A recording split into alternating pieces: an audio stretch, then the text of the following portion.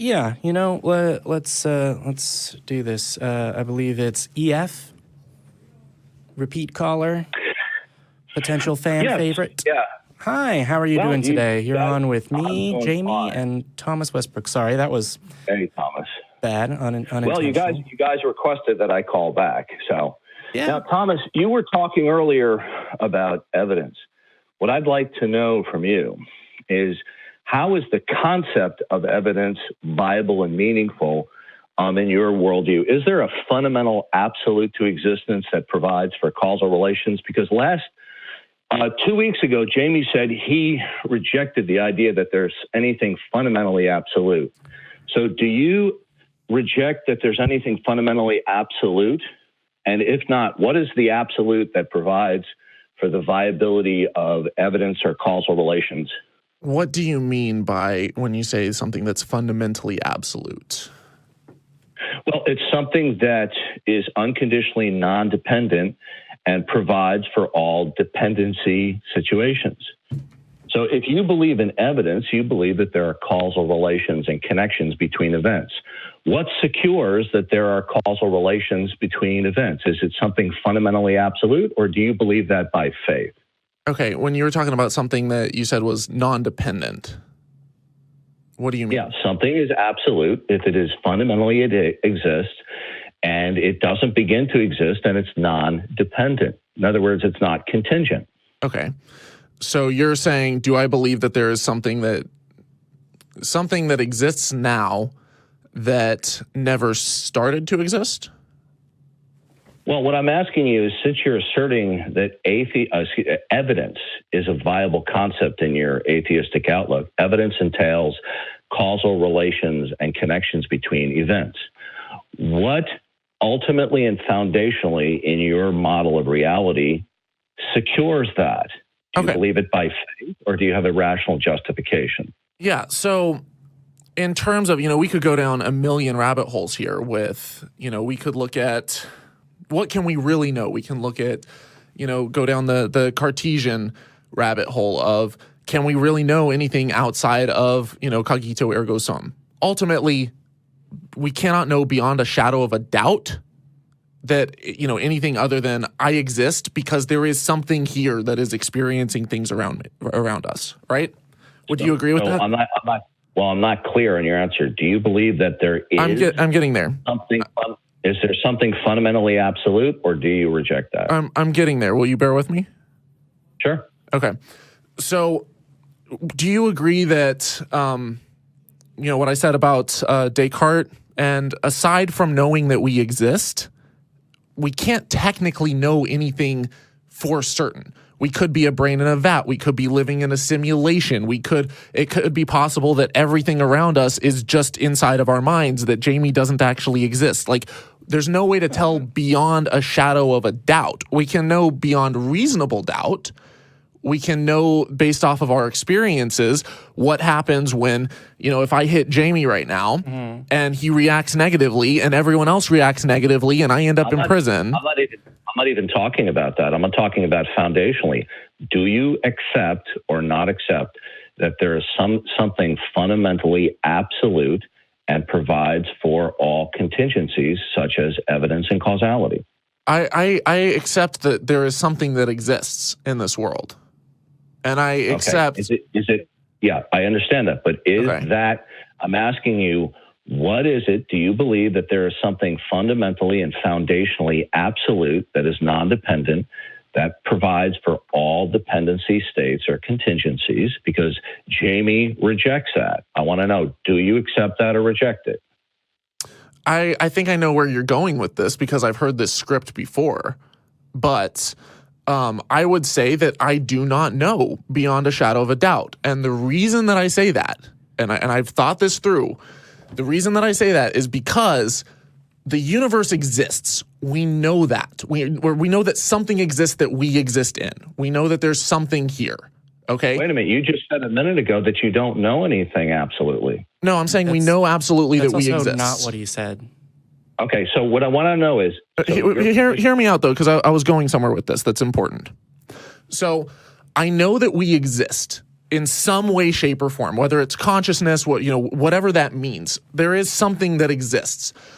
We have no evidence that there ever was not something. We don't have evidence that there ever was nothing to begin with. Yeah, we don't have understanding.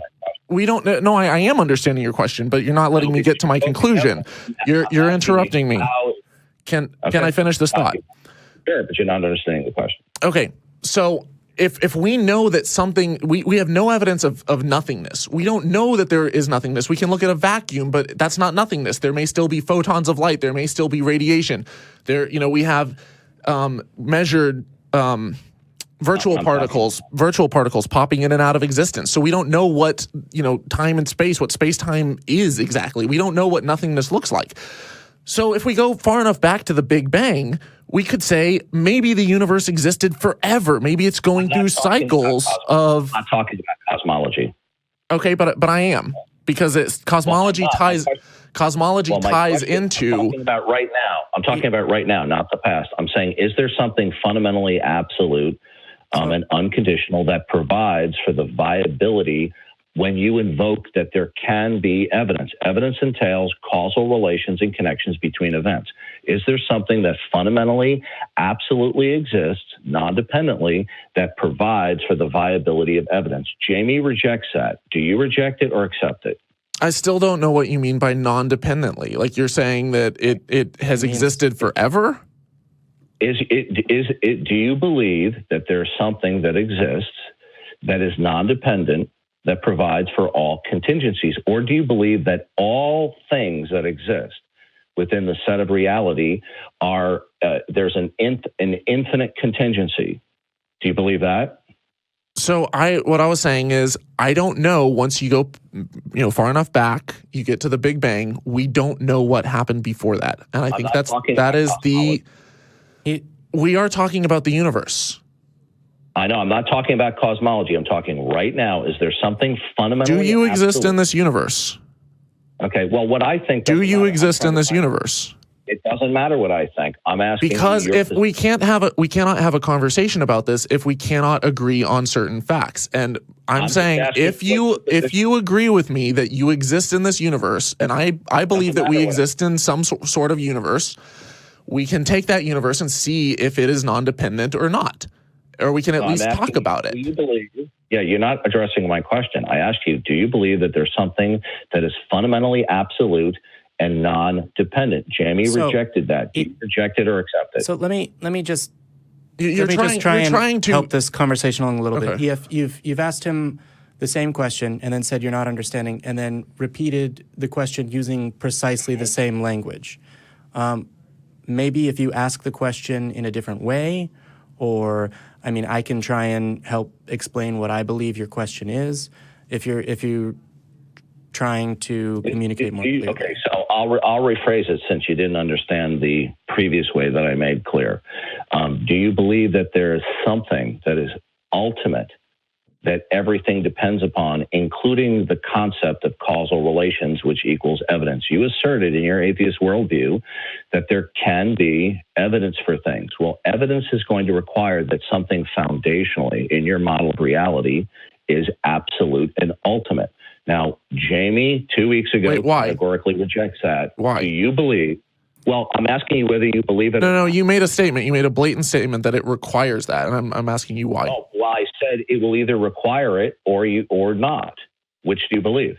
Well, no, you said that in order for in order to have logic and to have causal connections and stuff, that you have to believe this, and I'm curious why.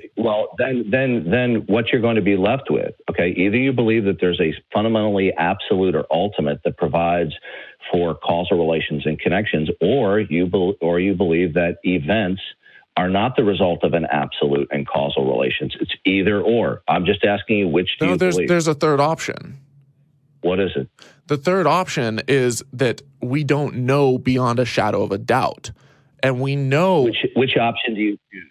Okay, I'm giving you my option. My option is I do not know beyond a shadow of a doubt if everything that has ever existed, in which case something always came from something else in different forms, or if there was a point in which there was nothing and then it popped into existence? I don't know. Right, that so is you the don't most know. honest answer is I do not know. Now, we know that that within our universe, there are certain laws and that we can look at, these laws and we can observe cause and effect because of patterns, because we've never seen these laws be broken. Are you using your sense perception to determine that there are laws? I'm not just using my sense perception. I'm relying. Well, I mean, I am using my sense perception, but I can say like maybe my eyes fail me, and so I'll use some. I might use like a mass spectrometer or spectroscopy and stuff. Now it is an extension of my senses, which is why I said I am. I understand that. But you see, when you appeal to your sense perception to justify laws of nature, you have to presuppose laws of nature for the meaningfulness of eyesight. Are you aware that's begging the question? No, because I didn't do that. What I said is, and this is why I gave the third option, is because we cannot know beyond a shadow of a doubt because our senses can fool us. Okay, so do you believe then in causality and causal relations by faith, or do you have a rational justification for causal relations? Provided it. What I believe has no effect on what reality is. My beliefs are not relevant here. What's relevant here is relevant. I'm asking you. What's relevant here is what can we measure, what can we know in order to come to the most reliable worldview is to determine how to live our lives. I don't think you're understanding his answer, EF, because he's not just answering the initial point of your question. The entire crux of this line of questioning appears to depend on the problem. Hang on, EF. Jamie's going somewhere. You're talking over him. The philosophical problem of hard solipsism. Now, you have brought up. I know that you are not using that word, but I believe that the entire crux of your "well, then, are you believing this on faith?" is dependent upon an understanding of this, which I would like to explain so that the audience can keep up with our It has conversation. nothing to do with solipsism. EF, we have an audience that we're trying to talk to get through these ideas together. Right. I'm attempting to get a clear answer to you. How do you determine EF, can you, EF, I'm trying to help the conversation along and to make sure that the audience is, following along with this discussion. So, as best I can explain it, there is, among other things, a philosophical problem of how can we know that things are true? Among those things, causal relationships in reality. And as best that I'm aware, once you get back to the point of, well, I am experiencing something, even if my experiences are false, the only thing that I can know is that there is a thing here, right? My mind in some why form would you say exists. that? 2 weeks ago, you said you rejected categorically that nothing is absolute. That's a contradiction, Jamie. No. So if I either misspoke or miscommunicated, I apologize for that. So, do you believe that there's anything fundamentally absolute, Jamie? Can you define fundamentally absolute? Yeah, it's something that exists non-dependently. I don't know whether or not my conscious exists dependent or independent. I'm not asking you about your consciousness. I'm asking you, is there anything that is as far as I do not hold the belief that there is something that exists fundamentally and non-causally. You don't. Right. But my question is, do you believe that there's something that's fundamentally and absolute? So you don't believe that there's anything that is absolute. Is that correct? Well, I don't hold it. We're saying we don't know. Just to clarify, I'm saying that I neither believe nor know that to be the answer. And the reason I'm being this specific is I don't want to miscommunicate. I don't want to give either the audience or you the impression that I believe that that is not the case, which is different than not believing that it is. Okay, so you're undecided whether something's absolute? Yeah, I don't have that conclusion. Okay, since you're undecided that something is absolute, then you must believe by blind faith that there are causal relations because you have no. Okay, then what's your rational justification for causal relations? So the alternative that you provided, which you just explained, then you must believe on. That was the question I asked. Yeah, I'm walking through my thoughts here.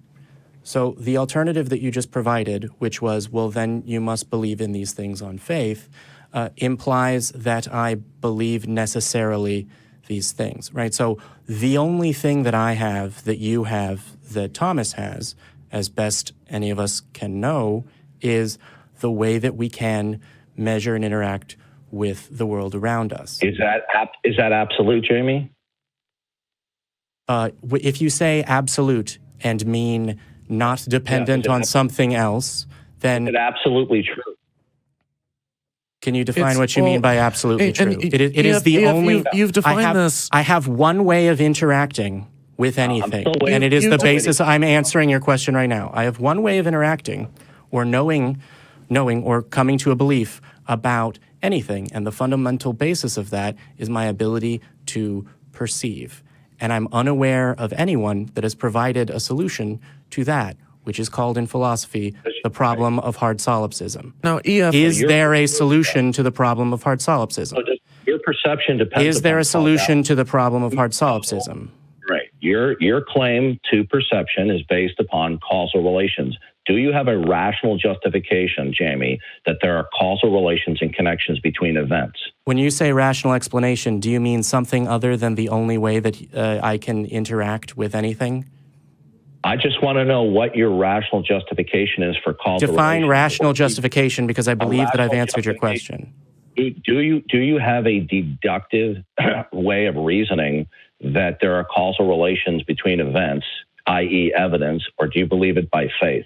So the starting point, the starting point is the way that I can interact with reality.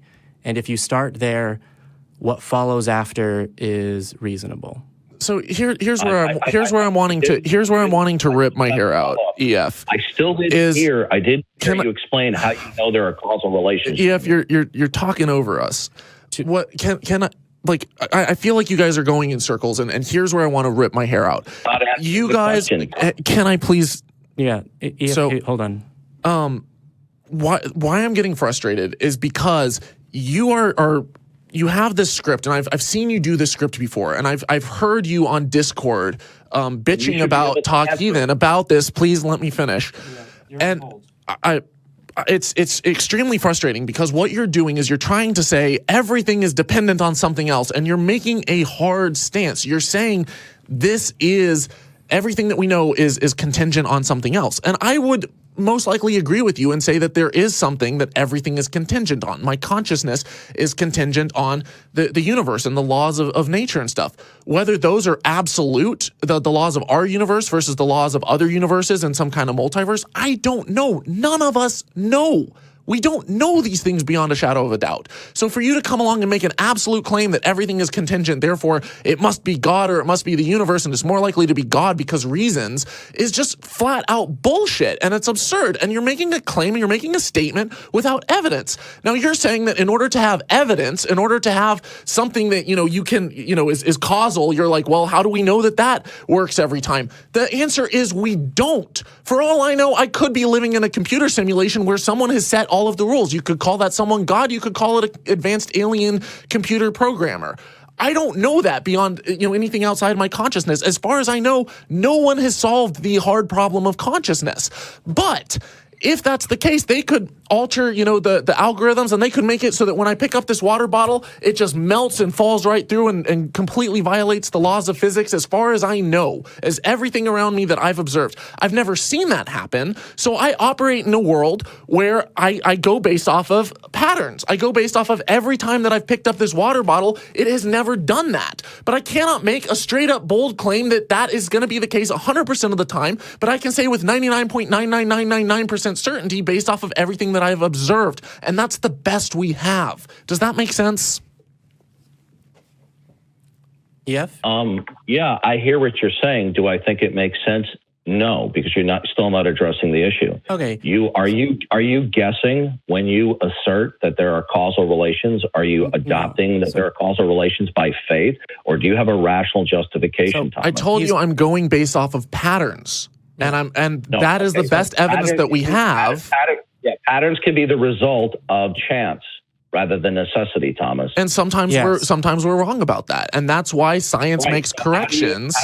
Okay, so Thomas, how do you demarcate any particular consecutive sequences are the result of spontaneous chance versus necessity, such as causality? How do you rationally justify one over the other, Thomas? Because we measure them using multiple different methods of measurement, and we replicate those measurements, and we have other people observe them and measure them. The question, Thomas. And it overlaps with other fields of science, and we build this. You're not understanding. You're begging the question. Maybe help us understand. What conclusion do you draw about these questions? It doesn't matter what my conclusion. Actually, it does, because right now I'm asking you that question. Do you have a conclusion about these questions? Yeah, I hold to the Christian worldview. Now, Thomas, I want to know why you hold to the Christian worldview. Okay, I'd like to finish my question. I'd like you to justify the Christian worldview. Presumably, if you believe in the Christian worldview that includes the text of the Bible. Okay, do you believe that I should accept? He does this where he likes to just talk and talk and talk, and it's not a productive conversation. Hold on, EF. Thomas has put you back on hold. Mostly, I just want to know whether or not you believe that I should accept the Christian worldview. And if so, what are the reasons why I should justify the Christian worldview? EF?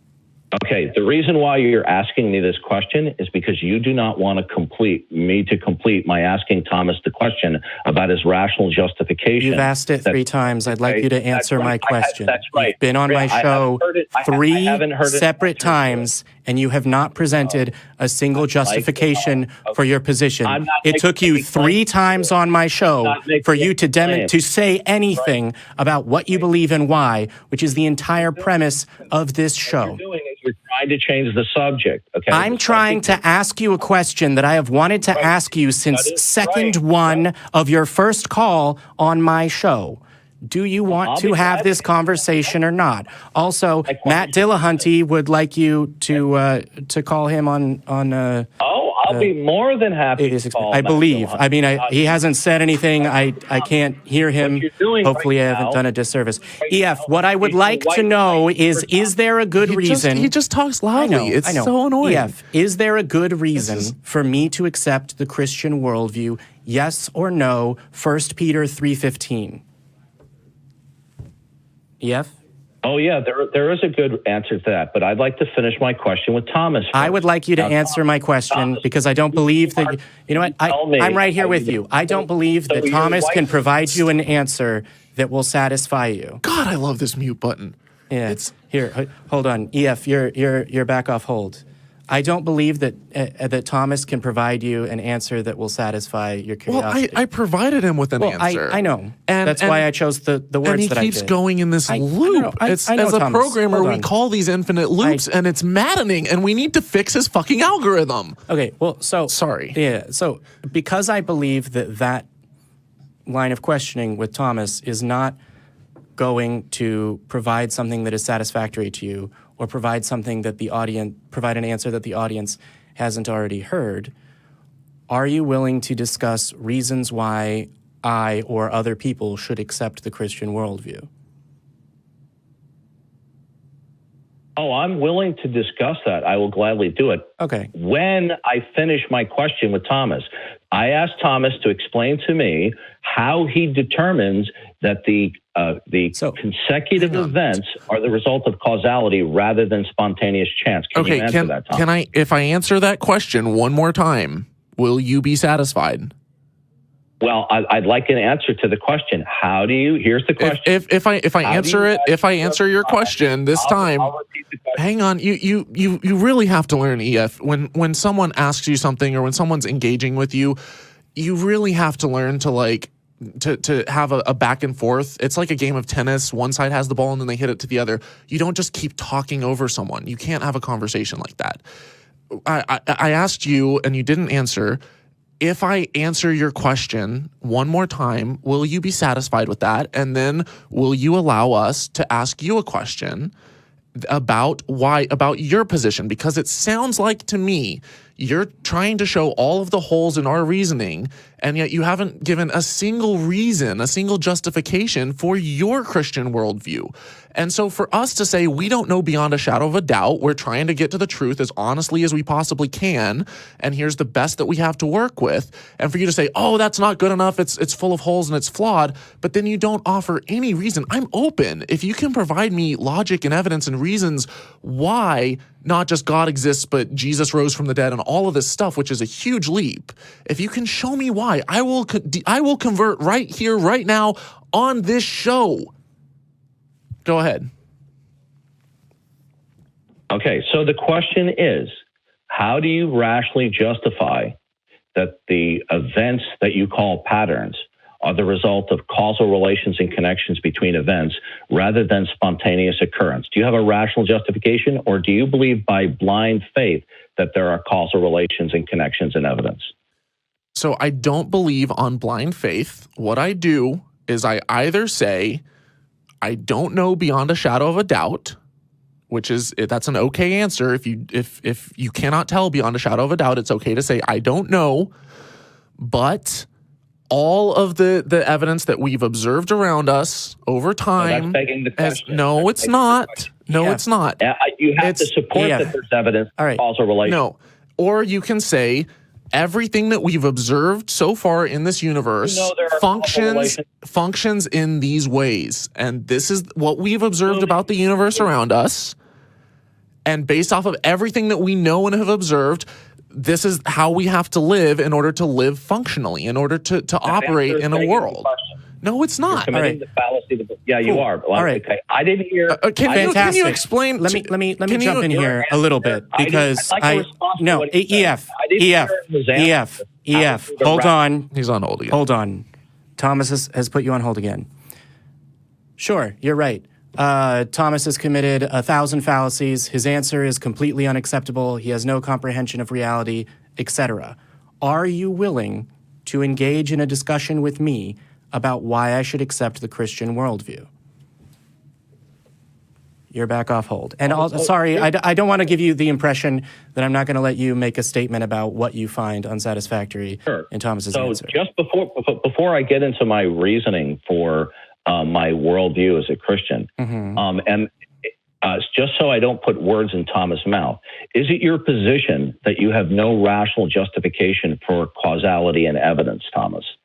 Well, first, I would like to take issue with you saying that I was performing a begging the question fallacy. And I'm going to read off the definition of the begging the question fallacy. Sure. Begging the question is an informal fallacy that occurs when an argument's premises assume the truth of the conclusion instead of supporting it. At no point in my argument or reasoning did I assume the truth of my conclusion. Yes, you did. What I did was I said, I do not know beyond a shadow of a doubt. I made no hard claims. So there was no assumption of a conclusion to be had. So if I made no hard claims and I came to no solid conclusion, we know this beyond a shadow of a doubt. I said, I do not know for certain, but everything that we observe around us seems to indicate that this is the case, that when I do this, this happens. There's something going on here. There's something that's being caused, something that's happening. Okay. Now, I came to no conclusion. I came to no, solid statement of fact about the universe. And so there was no begging the question fallacy to be had. Thank you. Okay. Yeah. Did you appeal to sense perception to justify causal relations, Thomas? Oh, my God. I never said that there was a causal relation to begin with, period. I never said that there wasn't to begin with, period. Do causal relations and connections exist? I said, I do not know beyond a shadow of a doubt. It appears that way. Okay. Do you believe it by faith? No. Okay. Then what's your rational justification that is not question begging that there are causal relations? So EF, I think the line of questioning that you have, correct me if I'm wrong, is designed to draw attention to the fact that beyond sense perception and conclusions that can be drawn within the assumption that sense perception is meaningful, that there hasn't been a justification provided either by Thomas or myself to justify sense perception as a means of understanding existence. Is that a point that you're attempting? Thomas is asserting that evidence is meaningful. Evidence entails causal relations and connections. Do you have, Thomas, a rational justification? Yeah. Before you ask causal relations? Before you ask the question again, he's provided what he would say is, I don't know whether he would use the word rational, but what I would describe as the reasons that he draws conclusions about causal relationships. And I think the point that you're trying to make by asking, this question again and again is that you believe that his answer is insufficient. And so you ask the question again and say that his answer is insufficient, and he provides his answer again using different words, and you ask the question again. He repeats the question begging. Yeah. So given that he has given the same answer. I literally read off begging the question. Given that Thomas has given the same answer more than twice, and you have asked the same question more than twice, I think that you have received the only answer from Thomas to that question that you are going to receive.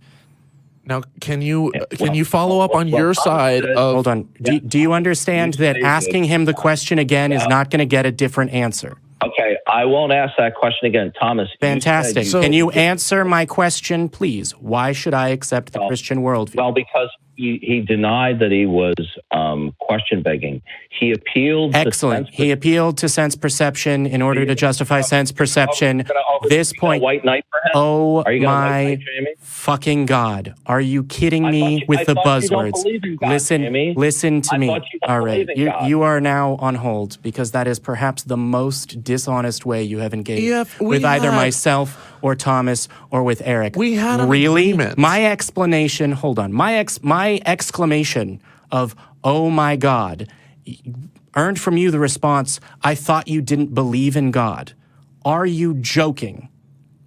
That is unbelievably absurd for you to say in response to me. Do you want to have an honest discussion about what I should believe and what justifications you have for what you believe or not? That is a yes or no question that I need the answer to before we proceed. EF. Oh, I would love to hear what your foundational justifications are, but you told me... I believe that you have just inadvertently provided me with the answer no. Are you prepared now on this call to provide me sufficient reason to accept the Christian worldview? Yeah, the reason why you should accept the Christian worldview is due to the impossibility of the contrary. Through a reductio ad absurdum, if you deny the proposition of the Christian worldview, your worldview is going to have to provide a foundation that provides for all coherence. But you told me 2 weeks ago, Jamie, and so did Thomas, you don't know what the foundation to the world is. Yes. Okay? You have no coherence. What you're trying to do... Hold on. Over talking. I was asked a question to defend my Christian faith. My position... To persuade me to accept it, actually. The issue is not to persuade you. It's to show you that your position is incoherent. Now, the Christian worldview is true in virtue of a reductio ad absurdum. The denial of the proposition that the Christian worldview is true results in a contradiction, because in order for you to reason at all, okay, you're going to have to provide a foundation or a fundamental absolute in your worldview by which you can reason. Now, do you have, here's the question. So I have a response to a statement that you just made. I have a response to a statement that you just made. Thomas has put you on hold again. So I'm going to keep putting you on hold as long as you railroad us and you don't, when we try to respond to points that you make, because you make points that are flawed. You make points that have no basis in logic. And when we try to call you out on them so that we can actually figure out the truth in order to have that as the basis, the logical starting point that we can then have a conversation from, if you start with something that has no substance, we can't get anywhere. So when you lay down 20 bricks and we're like, wait, not these 18, but these 2 are good, then if you don't let us stop and actually address them and you just keep talking over us, then we're not going to get anywhere. Do you want to get somewhere, or do you want to just read off a script? Jamie, you were going to say something. So the response that I was going to give to your position, and here I'll take you off hold, but the response that I want to give to your position is that you've said you've made the statement that our worldview does not provide for a justification or a justification for our ability to reason, and that the Christian worldview does. And you've pointed out that because we have, I believe, it's not your exact wording, but you said because we don't have a justification, we need to provide a justification for our ability to reason. No, there needs to be a justification for our ability to reason. But for your statement of, oh, you have to provide it, implies that there is some fact about reality or reason that means I have to know the answer right now. And my statement is actually, I don't know the answer. Can you explain it to me? So that there are two things there. You believe then in your God-free world that you can reason because I don't know? We also in your God-free world. So to be very clear, EF, I don't have a belief about why I can reason. Really? Then why are you doing this radio show or TV show? Because to address questions of what people believe and why. So you don't know why you can reason, but you assert you I don't have a justification for why I can reason that will satisfy the way that you framed the question. You believe you can reason by blind. All right, so you are once again back to interrogating a worldview that is not yours. At least you have stated that the Christian worldview provides the answer. At least he believes that blind faith is bad. He's agreeing with us that blind faith is bad. That's a good starting point. Well, I mean... Yeah, so are you admitting you have no basis for reason? Oh my God. He didn't say that. EF, I'm attempting to ask you to explain and elaborate on the answer that the Christian worldview provides. The Christian worldview is the only coherent worldview in virtue of God's revelatory acts, that God has revealed what the nature of reality is. Which God? Both in part and in whole. I said the Christian worldview. Does the word Christian mean anything? So can you not use the same reasoning to justify Krishna? Does Christian mean Muslim? Can you not use the same exact line of reasoning? Talk about me over talking. I'm trying to answer your question, and you're over talking. So, EF, the reason that I would interject myself here into your answer is you've said that the Christian worldview is sensible and it provides this, and it has been revealed through God's, through acts of God revealing things. Can you elaborate on what you mean by God's revelatory actions? Which actions are those? God has revealed himself in all that exists and through special revelations throughout human history. Now, you will either accept that. I'd like to finish. You asked me. You make a statement. So you've made a statement, and I would like to respond to that statement before you ask the next question. What you did was I asked a question, you provided an answer, and then you proceeded to the next point. I have asked a question, as you have done to me and to Thomas, as is necessary in discussion on this episode, and two, I think it might be 3, but at least 2 episodes prior. So when you provide that answer, given that I'm attempting to understand what you are describing as the Christian worldview, it is in my interest to respond to that, to make sure, 1, that I understand it, and 2, understand how it fits into the other aspects of the Christian worldview. So when you say God has revealed himself through all things and through special revelation throughout time, I then have sort of 2 statements that I can respond to. It's actually a difficult choice as far as which ones I mean, which one to address first. So let's unpack this. When you say special acts of revelation, do you mean the revelations to human beings that are discerned as prophets by Christian tradition? EF? Yeah, the special revelation entails God sovereignly recording his objective communication with various individuals throughout the course of human history, starting with Adam and culminating with Jesus Christ and his apostles, and then recording down what they saw, what they heard. Now, the Bible, as God's revelation, is self-attesting and self-evident for what it is. If you do not accept that, if you do not accept that presentation, then you're going to be, then if you don't, then you have nothing to base reason on. Just as Jamie said, he has no basis for reason. Thomas, do you have a foundation for reason? You're doing this thing again, where you've provided an explanation and then moved on to the, and then you've moved on to the next question under the assumption that I don't want to respond or ask a clarifying question to what you have said. So you have said that it is self-evident and self-attesting. So if another document emerged that was self-attesting and self-evident, that more accurately described human history, would you believe that that accurately described the nature of God? You can't propose that, because in your worldview, no such thing can exist. Actually, I can ask you the question in order to find out what your answer is. If the hypothetical is incoherent. It is not incoherent. What you're doing, it's, EF. Oh my God. EF. Really? Did you really just say hypotheticals are incoherent? Do you mean all? Sorry, I may have misunderstood. EF, do you mean my specific hypothetical or hypotheticals in general? Yeah. See, when we have two worldviews in conflict. Do you mean my hypothetical specifically or hypotheticals in general? EF, you need to learn to listen to people talking to you so that you can respond to them. All right. Can you respond to my question about what you mean? Because you made a statement, and I'm not sure that I understood it.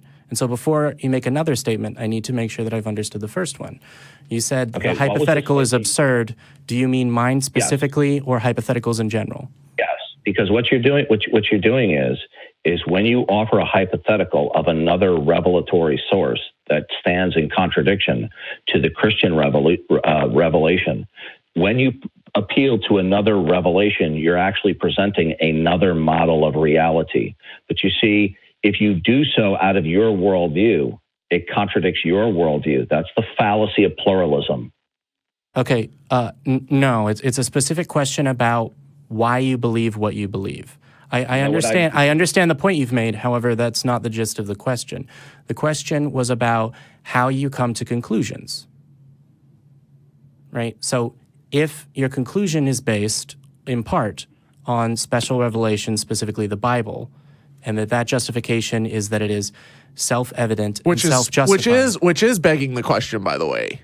That is a begging the question fallacy, because you're assuming your conclusion already is true, that the Bible is already self-evident without actually showing why it's true. So you're doing the fallacy that you thought I was doing, and I showed you I wasn't. Oh, I'm glad you brought that up, Thomas.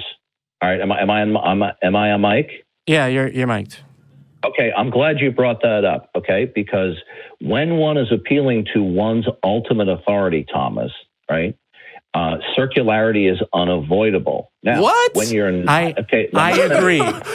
You just admitted to circular reasoning. Are you aware of that? Are you going to let me finish? Do you have? I'm going to ask you. Yeah, you're just burying yourself deeper. But before I didn't finish. Remember you told me about not over talking, Thomas? You're right. We should let you finish. I do not reject all forms of circularity, okay? Because to do so will plunge yourself into a worldview of incoherence, because then you will have no ultimate authority to appeal to. Now, I'm going to ask you a very simple question. Before we move on from that point, I'd like to ask my simple question. I know that you would like to ask your simple question, EF. That is what has happened for the majority of 3 episodes of Calls. What I would like to do is clarify what you mean. So part of your answer was because then you would have no ultimate authority to appeal to, and that would plunge you into a worldview of incoherence. Do you believe that it is possible for a human being to not have an understanding of the world? Right, to not have sufficient information and understanding of the world, right? So for example, a human being that has no contact with the Bible. I'm not understanding your question. So what I heard in your answer, and correct me if I've misunderstood some of it, was that you don't reject all of circularity. I'm assuming that specifically you mean what Thomas pointed out as far as the circularity of the Bible attesting to itself. Because what you're saying, because the first part of your answer was when you appeal to your ultimate authority, circularity is unavoidable. have I understood If those you portions yes, of your answer yes. correctly? Okay. If one rejects, So are you describing appealing to an ultimate authority as an act of faith? no. All, so you're not taking it on all faith. appeals to ultimate authority. Well, it depends on what you mean by faith. Okay, Belief there without are different evidence. definitions of faith. Okay, well, I don't use that definition. Okay. Can you Now, if you want to define faith as belief without evidence, is that the definition we're going with, Thomas? Or pretending to know things you don't know. let's for the sake of this discussion, let's use that one. The Boghossian definition, Thomas. Okay. Now, are you defining faith as believing something for which you don't have rational justification for, Thomas? So to be clear, if we can, let's, for the sake of this discussion, can you answer that question about for the sake of definition? this discussion, let's use that definition. Okay. Well, then, Thomas, you believe without rational justification that there are causal connections, don't you, Thomas? No, I told you I Are don't you familiar know. with the tu He quo doesn't- que fallacy, sir? He doesn't seem to understand that every time I've answered that question, I've said, I do not know beyond a shadow of a doubt. Yeah. It's okay to not know beyond a shadow of a doubt so- and not take a hard stance on something, but to say that Well, if you don't have a rational justification for causal connections, then you believe it by faith, Thomas. no, I believe So it based off of We've all of already been down this road. so many We've times. already been down this You road. provided no rational justification for causal connections, Yes. Thomas. And Yeah. we've- Do you understand that we've been down that road before? I think that your point is made and understood.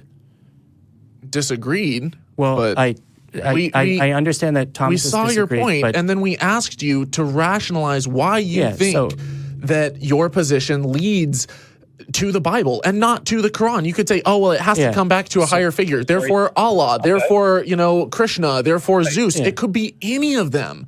And you've given us Yeah. no reason to believe in the Bible. Tell you why. You won't even let Are me you finish. He putting won't. those- He won't even let me finish I know. getting to the end of my sentence before. So here, let me rephrase that question because I believe there's a more succinct way of saying it. You have said the Christian worldview. How could we determine that it is the Christian worldview rather than the Muslim worldview or some other worldview that provides the same reasoning with a different God? The answer to the question is determination is in virtue of your model of reality. You cannot offer determination, which is essentially epistemology or your theory of knowledge. Without a model of reality, you cannot have a epistemology. So without a sovereign, omniscient, omnipotent God providing us with natural and special revelation about the nature of reality, you will not be able to provide a rational justification for your model of reality. And without a rational justification for your model of reality, you will not be able to believe that, or to determine that. I don't believe that believing in the existence of a God provides a rational explanation for any of the things you've just said. What is the foundation of reality That's an argument from ignorance, logical fallacy. You've responded to me questioning your reasoning by saying, oh yeah, well then you give an answer. I don't need to give an answer to justify I don't know. It's a statement about what I know and believe. I neither have knowledge nor belief about the questions you're asking. What you've just said is you can't get there or justify as rationality without a monotheistic God to justify it. Right. In part, that was an answer to the question between which monotheistic God described by different portions of the Abrahamic tradition. So you reject. Can you answer my question about how could you determine which stories about the Abrahamic tradition? I determine it two ways. Number one, in virtue of God's self-evident and self-verifying disclosure of himself. To Muhammad. Whatever is, okay, let me finish. No. I'm quoting the Bible. Now, are you going to let me finish? And if someone quotes the Quran, I feel like there's a misunderstanding because I think that there's a misunderstanding because I don't think I've accurately described my question because you're providing an answer to a different one. So my question was, how could you tell the difference between revelation to, for example, the apostles, the claims of revelation to the apostles versus the claims of revelation to the Muhammad? Well, Allah of the Quran is not omniscient because he got many things wrong in the Quran. Now, the bottom line Thank you. Here, okay, because the God in the Bible did exactly the same thing. I know you were still talking, but you made a point that I have to shine the light on this because it is so crucial. Because for everyone watching right now, we would be doing them a disservice if we let that go. Because you just said that you believe that the Bible is true and not the Quran because the Quran gets things wrong. Well, I hate to break it to you, Cupcake, Sugar Muffin. The Bible gets stuff wrong too all the fucking time. And I can open up Genesis 1:1 and I can go through, and the first 8 verses, I will go verse by verse and I will show you scientific inaccuracy after scientific inaccuracy after scientific inaccuracy. Bam! Right there. Case closed. Thank you very much. And we've been going on this call for about an hour, so I don't know how much more productive it's going to be, or if you want to. Yeah. So. Well, if my mic is my mic on? Yeah, you've been on. Okay. Well, Thomas, Sugar Muffin, Sugar Cake. Are all conclusions in science provisional? Are all conclusions in science provisional? Yes. Like specific. What do you mean specifically? Because you've given a few definitions a few times that are. Are all scientific declarations provisional and subject to revision or refutation? Science, in just by definition, it builds evidence and it builds a case, and it builds upon past observations, and it modifies itself. The answer is yes. The answer is yes. Scientific propositions provisional. So they're not necessarily true, then, are they? That's not true. Given that the Bible contradicts not only itself, it contradicts things that can be determined by reason. If the Bible contradicts reason, how could you possibly say it justifies reason? If you include in the Christian worldview both the Bible and reason, you have a self-contradictory worldview. I'll be glad to address that, but I'm still addressing Thomas. Now, Thomas, you said the Genesis chapter 1 is wrong point after point because it contradicts scientific declarations. Because it contradicts our ability to understand reality, which is what you are justifying. This is a very common misconception that I think a lot of people have. Okay. It doesn't contradict scientific declarations, I think was the word that he used. It contradicts scientific measurements. And there's a huge difference there. There are some things in science called hypotheses that you make, and when you gather evidence and you try to figure out, if there's anything to them, then they can become scientific theories that explain a little bit about why something happens. That is provisional. That is the provisional part of science. The measurements that we make are scientific laws. There's no point when a theory becomes a law, but the measurements that we make about the speed of gravity, things about, the distance from, the Earth to the sun at different points and stuff, like in its orbit, all of these things we can measure. The circumference of the Earth, we can measure. Hang on. That is the difference between a scientific statement and a scientific measurement. So when I say that there are things in the Bible in Genesis 1:1, even the very first verse, that is wrong, it is wrong because these are things that we have measured. Okay. Are there any scientific measurements that are absolute and not provisional, Thomas? When we measure them, what we do is we increase the accuracy of the measurement. So for example, when we said, not an answer to my question. What do you mean? He's asking if there are any scientific conclusions that are absolute. You're doing is, I'm asking you an extremely circumspect question, and you're giving me a scientific lecture. I asked you, are the declarations of measurement provisional and subject to change and revision based upon a re-examination of the data or new observation? Are any scientific declarations, even declarations of measurement, provisional, Thomas? Everything in science is provisional. It is provisional. It can be updated and become more accurate. Let's go through this. So hold on. No, The answer is yes. No, you're wanting to finish your script. You're wanting to have a gotcha and just catch us in something. We are trying to clarify our point so that we can show you what we mean by it, and that, we actually have points here to be made. A scientific measurement gets updated because it becomes more accurate.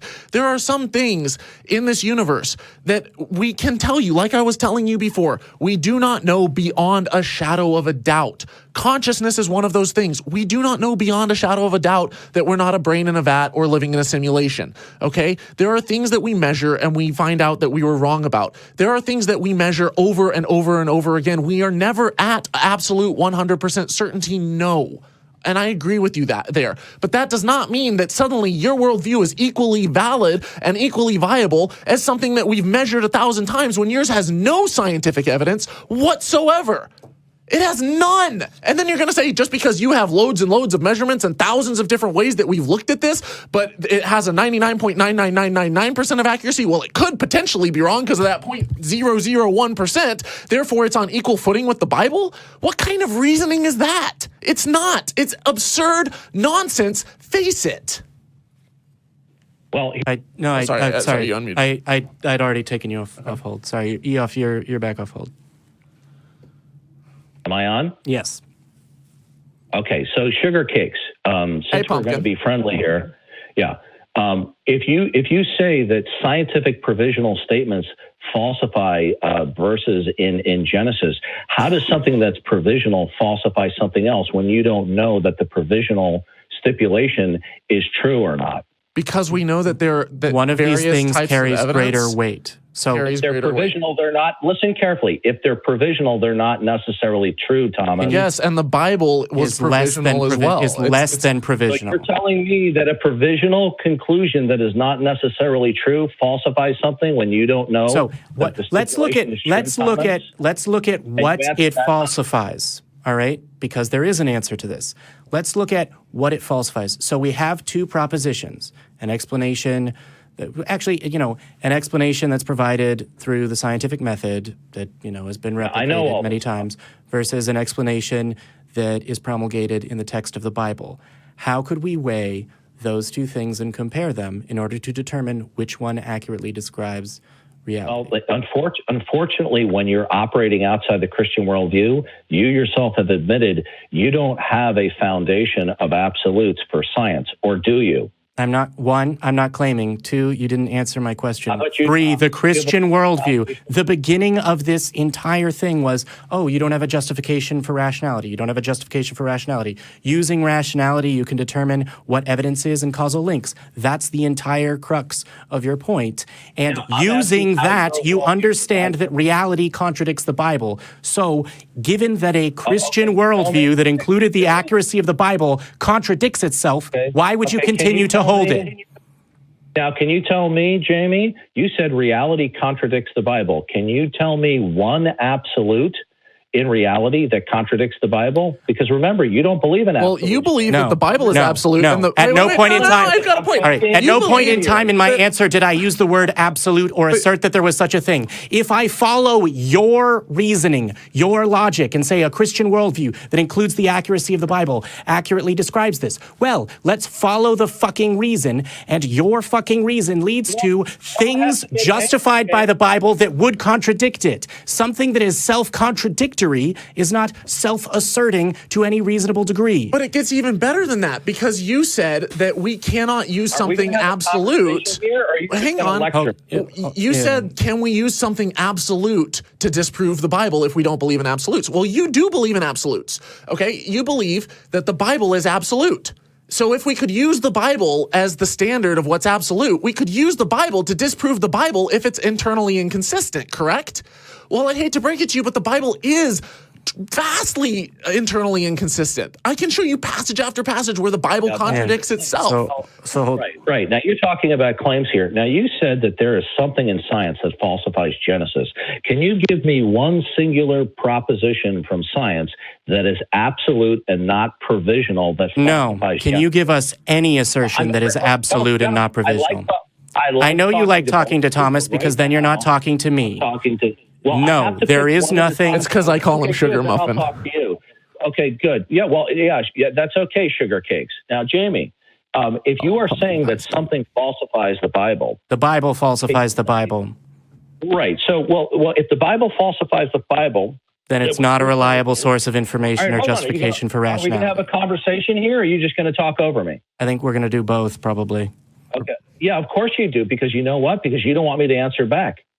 Now, we've been trying to get you to answer back. So I apologize. I apologize. I've been very flippant in the last couple times I've responded to you and interjected. I would like to hear your response. It's okay, sugar cakes. It's okay, sugar muffin. All right. Now, you said reality falsifies the Bible. That presupposes that there's a fundamental law of non-contradiction. Do you believe that there's an absolute law of non-contradiction, Jamie? I don't believe in anything absolutely. Good. If you don't mean absolutely, then there's no law of non-contradiction. Therefore, you don't have a principle with which to critique the Bible. I think that statement would only be true if there were two kinds of belief, absolute and none. I do not believe that this is the case. I believe there's degrees of confidence that are justifiable. I don't think you've understood my objection. You've said, well, if you don't believe in anything absolute, then there is no law of non-contradiction. Those are the words that you used. That is a proposition that I do not believe is justified. Okay, do you believe that there's an absolute law of non-contradiction, Jamie? No. Okay, then if you don't believe in the law of non-contradiction, then contradictions aren't. Actually, hold on. I think I've misunderstood your question. Do you mean, do I absolutely believe in a law of non-contradiction, or do you mean, do I believe in a law of non-contradiction that applies, to everything? Is the law of non-contradiction true at all times and all places, Jamie? As best I can tell, yes. I believe that the law of non-contradiction applies. Okay. How did you determine that? Is it by blind faith? No. How did you determine that the proposition that A equals... I didn't finish my question. Yep. Since you hold to the law of non-contradiction, you're going to have to use the law of non-contradiction in order to attack the Bible. Now, how did you determine the Bible? May I finish, please? Yes. Okay, Sugar Muffin. Sugar Muffin? Can I finish? I thought he was Sugar Muffin. I'm Sugar Muffin. Okay. No, you're both Sugar Muffin. No, he's Pumpkin Pie. Okay. Now, both of you Sugar Muffins. Now, Jamie, if you're going to say that the Bible violates some in a law that cannot be violated, that's the law of non-contradiction. Well, what I'd like to know from you is how do you know that A cannot equal not A at all times and all places? By what means, Jamie? Okay, so we've talked already about how we justify things, right? If you follow my justifications back from the various levels down to as fundamental as they go, through, as best we can tell, through observations, only as confidently as we can test those observations, down all the way to the fact that the only thing that I could say that I know to the highest degree that I can know things, which is not absolutely, is that there is something experiencing the things that I experience. No, that's not an answer to my question. By what means do you determine that there is a universal, absolute law of non-contradiction, Jamie? So through an understanding of logic and how it applies in this world. Okay, that is simply restating the same claim in different words. Yes. Did you determine that A equals not A at all times and all places by your sense perception, or is it a concoction of your mind? Those are the same thing. I'm still waiting. I don't understand the distinction between the two options you provided. I actually don't. You've said, is it a concoction of your mind, or did you determine it with your sense perception? Those are at best a category within a category. Did you make universal observations through your eyes at all times and all places? Good. No. Then how do you know the law of non-contradiction is universal, Jamie? I believe because it's logically inconsistent. So because it is. So that's part of the same thing. For our listeners who are tuning in, the law of non-contradiction is that something, if A equals B and A equals not B, cannot both be true at the same time. Yeah. It is a logical fallacy. You cannot have something by definition. By definition, it is not true. Okay, so is the law of non-contradiction true by definition or by some other means, sweet cakes? by definition. It is a logical statement. Oh, okay, good. So all you're simply saying is, then all you're simply doing is when you attempt to critique the Bible and say, oh, No. I found a contradiction. May I finish, please? Yeah. You're going to cut me off again. I'm gonna Go ahead. I'm gonna under your speech say no. And let's have you get out this one point. Hey, no, well, I'm not going to cut Okay. you off. Yeah, real quick. Hang on. I'm going to let you get that point out. I'm going to let you, say that statement. And then we have had you on the phone. We've given you way longer than any of the other callers. You've been on for about an hour and 12 minutes. And we're going to let you finish that point. We'll answer it. And then we've got to move on. But go ahead. Okay. Thomas, when you asserted that the law of non-contradiction is established by definition only, okay, then it's arbitrary. So then what you were saying is you're saying that something in the Bible, okay, is invalid because it doesn't cohere with a definition, not a universal truth that is independent of conventional labeling or tokens. So all you've simply said is when you say, oh, I found a contradiction in the Bible, the reason why it's a problem, according to the way you have defined it, is it doesn't cohere to your conventional definitions. Now, you are absolutely right. No, I don't think for a long time. I just want to finish this up. You are right. Yeah. I think it's not fair to everybody else. You've given me a lot of times. I don't think I've been treated fairly, but I want to thank each of you sweet cakes for having me on. Yeah, and I would like to thank you for calling in and staying on the line as much as you have. I know that it at times was a very heated exchange. I don't know whether I'll be able to persuade you to call back in next week. It'll be or weeks in the future. Next week it'll be Eric and myself, and hopefully we can continue having discussions because I do think that there's value to be gained here. Okay. We didn't agree on hardly anything, but I do appreciate you letting me on and having this debate. I agree with you that we didn't agree on hardly anything. So I think we can end on a point of agreement. Okay. You sweet cakes have a good day. All right. All right. You too. Take care.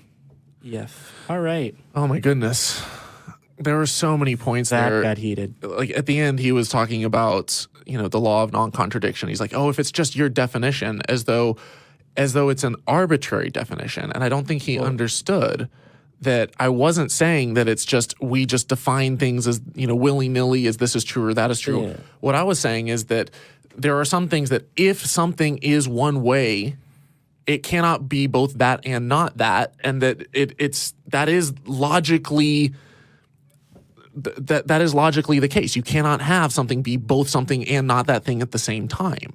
Yeah. And, when I say by definition, I don't just mean that we willy-nilly come up with some arbitrary statement about it. I'm saying, like, for example, if I cannot define you as a married bachelor, if you are defined as married, the definition of married means not a bachelor. Yeah. Right? And so I don't think he seemed to. So I think part of the thing is that we use this in order